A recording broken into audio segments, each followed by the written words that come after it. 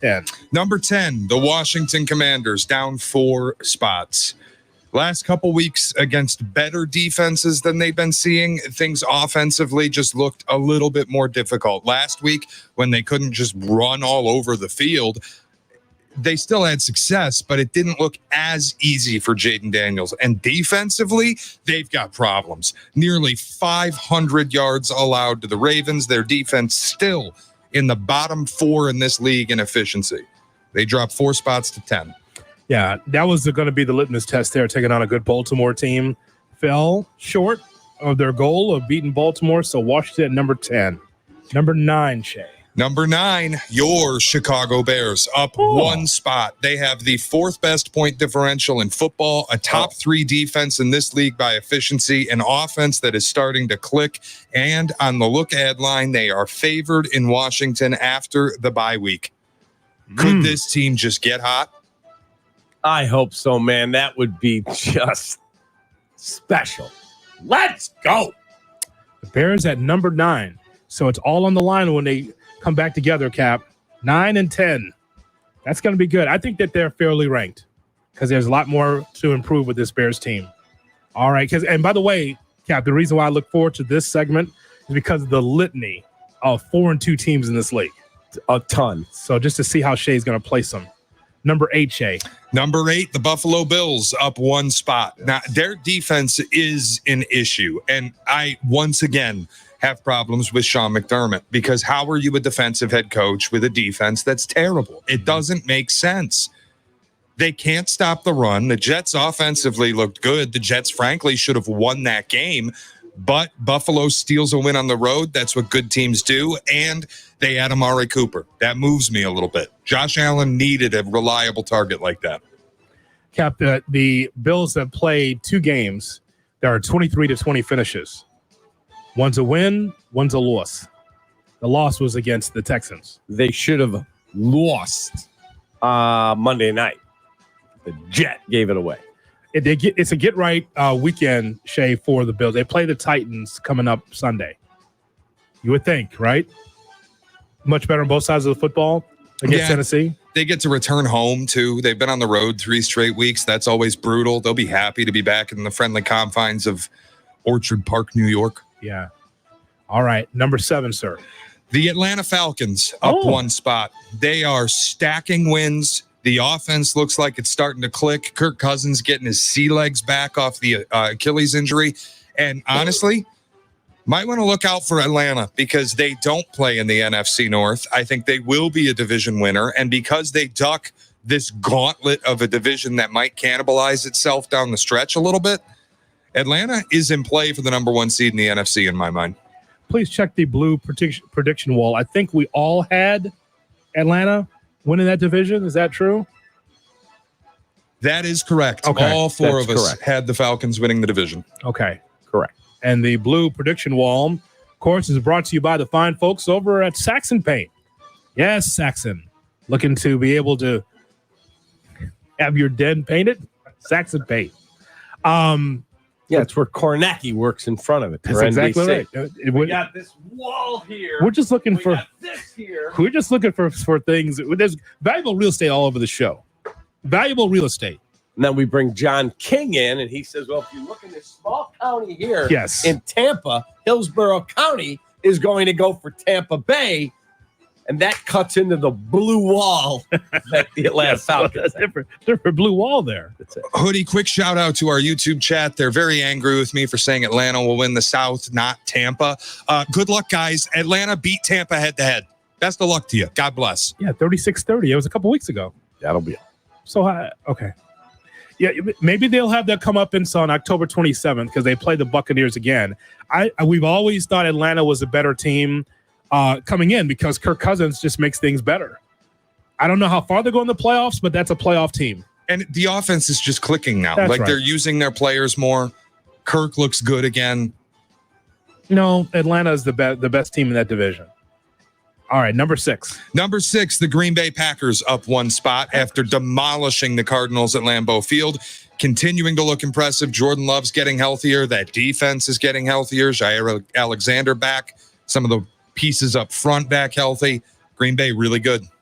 That whole Cardinal outfit, they've lost 3 of their last 4. Again, it's the Lions, it's the Commanders, it's the Packers. They beat the 49ers 24-23 in upset fashion. Shay, I don't see how that's getting better. But the Packers, though, this is why it's the best division in the NFL. Packers will have something to say, Cap. Packers are good. They're 4-2. Look, kills me to say it, but they've got an elite organization. Mm-hmm. That's why it'll be that much sweeter if we beat their you-know-what. That'd be amazing. And Shay, you should just to clarify, the Packers have played stronger competition than the Bears, and that's why the Packers are 6 and the Bears are 9. Yeah, and I think preseason bias works its way in here. We thought the Packers were better than the Bears coming in. They have a little bit of a head start. All right, number 5, Shay. 5 is the Houston Texans, the same ranking they had last week. They still need to tighten some bolts, I think, but nothing's going to build confidence like playing New England this year. The gimme, right? Out of that with the Houston Texans, the gimme. Seriously. Yeah. So at least you can guarantee yourself one victory. But keep in mind, the only loss for the Texans, Cap, was against the Vikings, 34-7. Otherwise, Bills, Patriots, Colts, Bears, Texans are destined once again to be able to be in the playoffs. Can they take it a step further than they did last year? We will see. But it's going to be at the Packers on Sunday. Interesting matchup. Houston at the Packers. Houston at the Packers. Mm-hmm. This is a great challenge for both teams. Great challenge. And Houston losing Nico Collins to the IR with a hamstring, that's a problem for them because they may be in a shootout. All right, number 4, Shay. Number 4, the Detroit Lions. Lions? Down 2 spots. Oh. They won the battle. They lost the war. Aiden Hutchinson broke his leg. He's out for the season. He was on pace for Defensive Player of the Year with 7.5 sacks. The rest of their team has 7.5 sacks. Add insult to injury, Marcus Davenport, who they brought in to rush Oppo Aiden Hutchinson, also out for the year. Bad recipe. Can they go trade for Max Crosby or Myles Garrett or whoever and change this a little bit? Sure, but that's asking a lot of a GM who has not made trades in his career. Detroit falls to 4. Could you imagine Max Crosby on the Lions? No. Is he?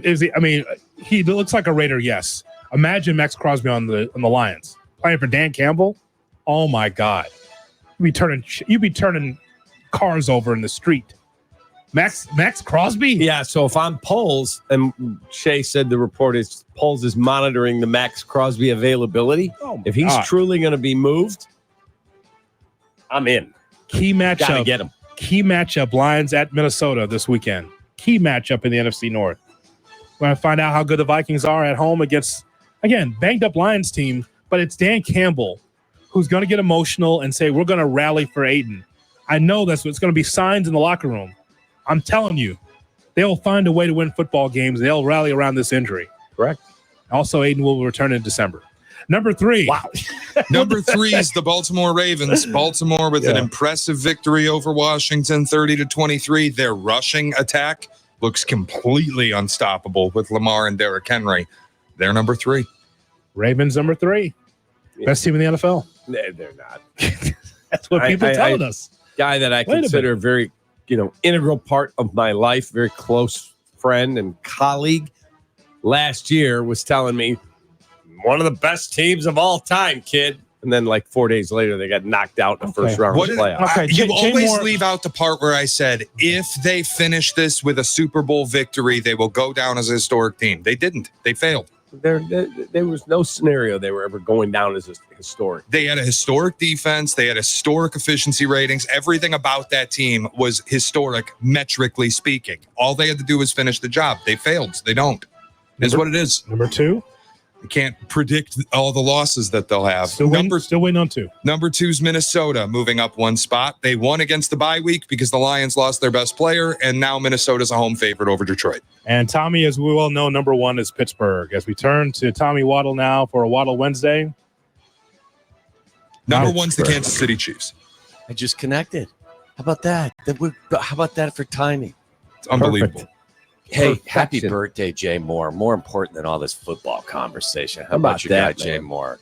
Another spin around the sun. How about that? Thank you, brother. So from 2:30 to 6:30, instead of this football chatter, we'll talk about Jay Moore's birthday. 4 hours, I you and can Mellis. listen to Cap slobber all over this team, 24 hours a day and get excited. So, Yeah.